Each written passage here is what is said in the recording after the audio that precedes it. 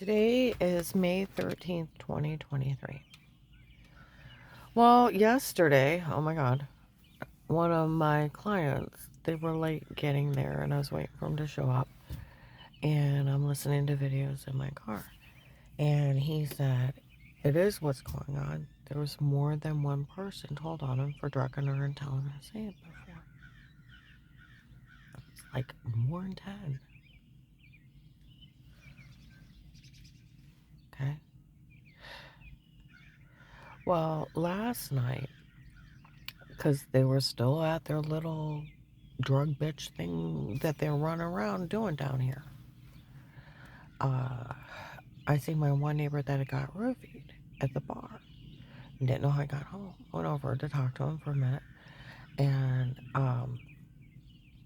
I sat and talked to him about finding out that it was my ex-husband hiring some guy named Pete on his own. And I said, he can't do that. And I said, and where they were roofing me, he said, you know, when I got roofied, the next day, he said, I felt like I was drunk when I wasn't. He said, I was dizzy and everything else. I said, me too. I said, what's bad?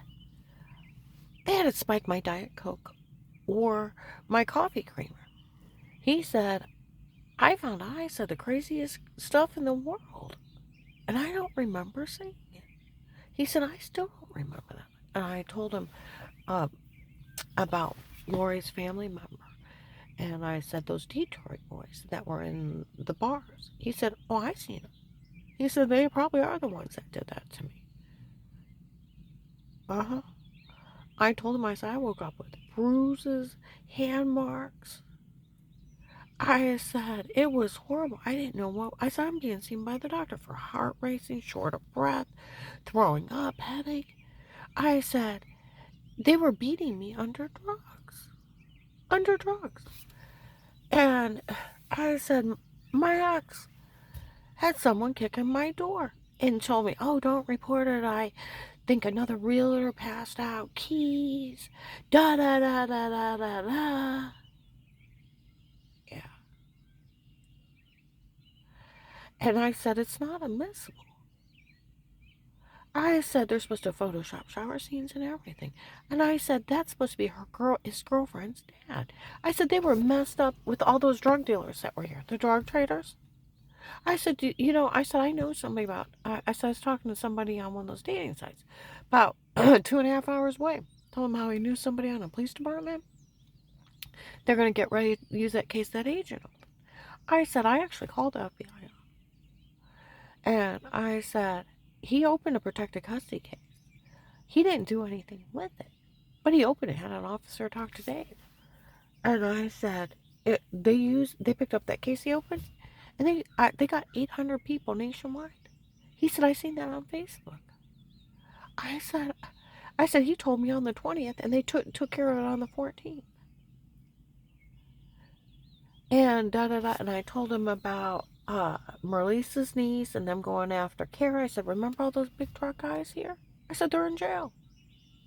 I said, uh, he said I seen the Detroit boys. He said those people will knife you. He said, and I seen where one of those gang members in Florida, they do cut you up in pieces. I said that's what they said to Lori, and she lives here in Louisville too. That they tied up her family and cut her into pieces. I said,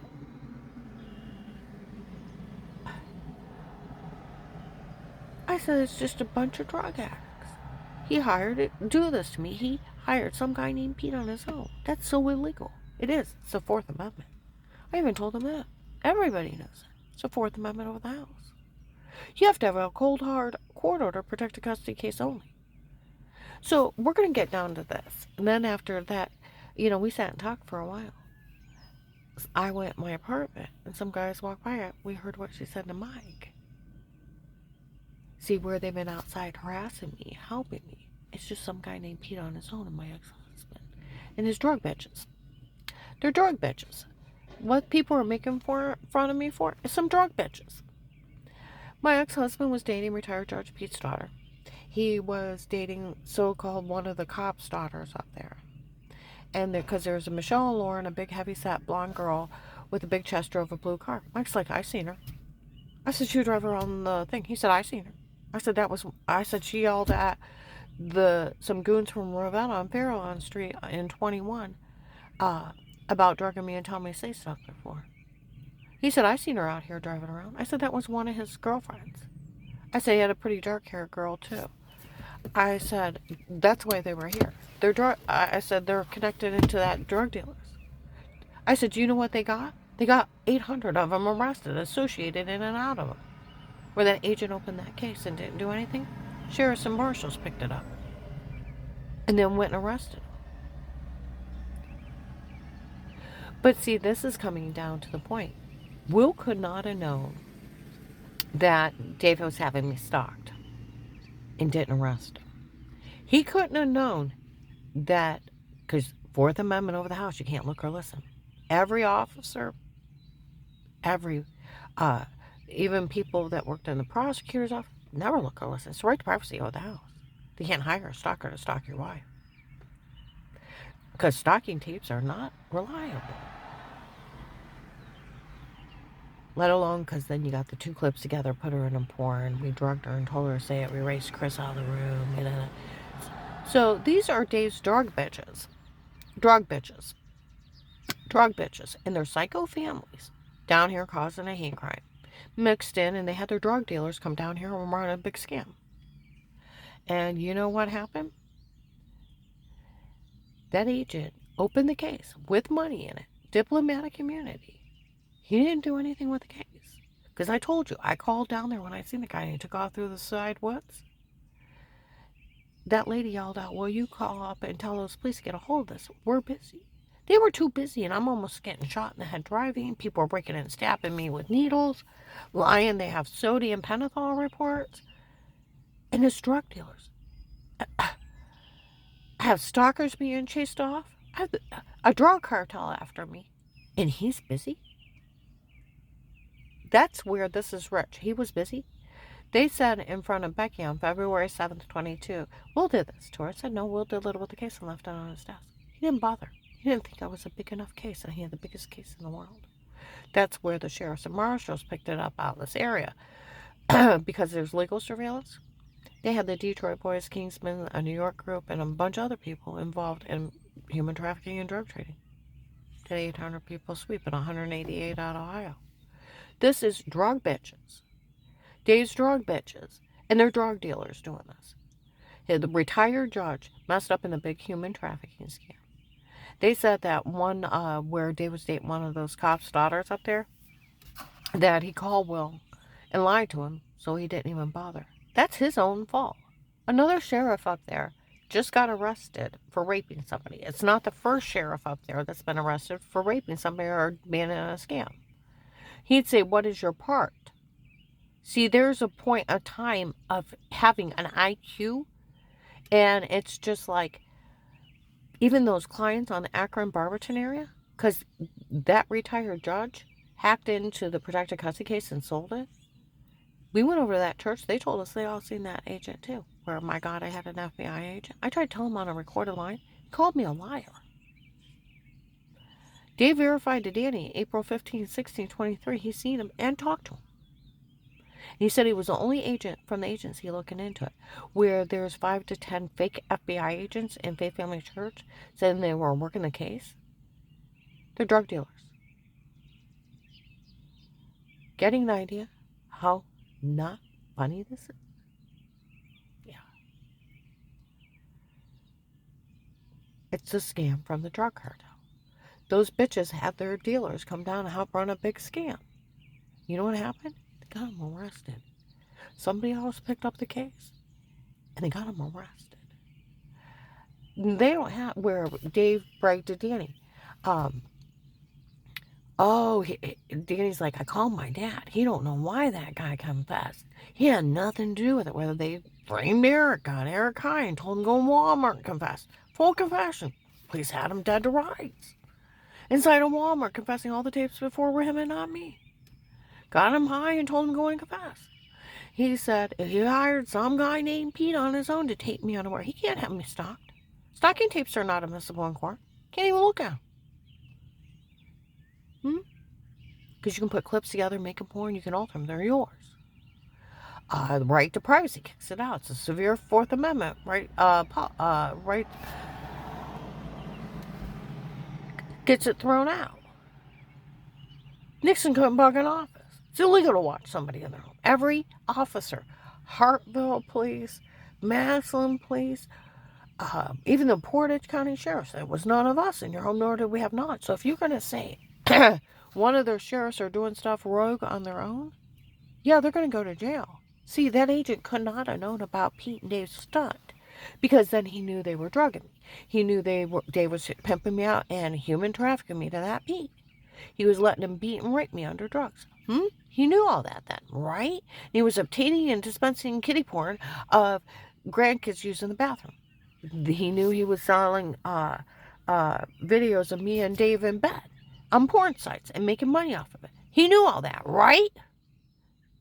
Huh? That I was being beat, raped, drugged, sick? That guy was taking videos of me naked and selling it?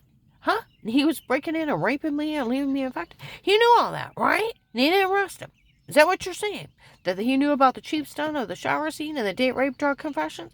So I'd walk around and say whatever they did and that they photoshopped everything, right? He knew they framed me, right? Because they've admitted to all that. Huh? Is that what they're going to say? Or are you going to say he just didn't give a damn because I wasn't important enough? But he opened that case. Had a cop talk to Dave, even though I told him Dave already knew.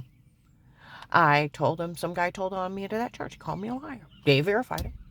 The people up in Akron, Barberton area, because that retired judge sold a login, they went up to that church. We went up to that church. And they did say they seen that agent. They were talking about it in Trinity Gospel. An officer witnessed an agent telling on me before I called that agent back. So why would you call me a liar? It was him, wasn't it? When I tried to tell him what happened at Huntington Bank in Giant Eagle, asked me if there was a camera above the bench. I didn't know. You either say you're lying or I'll put you in jail if you don't know there's a camera. They said they ask you questions you don't know so they can get away with it. Made me and start threatening me until I say what he wants. Badgering laws. Go to jail. Made me plead for my life, list me informant for life, $5,000 a month for life, and then threatened me if I told him. No, I already told him Dave and the churches knew. There's no staying quiet. Whose fault is this? It's his. 100% his. Now I'm going to go ahead and upload this, but this is his. This is nothing but a drug scam. It's Dave's drug bitches and their drug addict families down here running a scam with the drug cartel. He said he even told Danny he talked to that agent of the church. He was the only agent from the agency looking into it. Everybody knows he told. I go into mass and people are like, no one will say a word to her. Everybody feels bad about everything. How would you like to be a victim of a hate crime? How would you like to be a victim of a hate crime? And where were the police have documented everything from where that agent opened that case, and that's where the other police departments went and got him. Yeah. The FBI still owes me that money. I go down to New Philly. Mennonites even have it. They let her live through all that, and then they didn't even pay her. They got 800 bad guys because I got tortured, raped, beat, almost shot driving, had to hide on a shooting night, faced stalkers, beat with internal injuries. Yeah, they owe my money to me, big time. And regardless, once you open that account, like Walter said, we can't close it. You're an informant for life. Huh? Be illegal for them to drop you, no matter what. They can move you to a different witness protection program, but they can't let you go. It's illegal.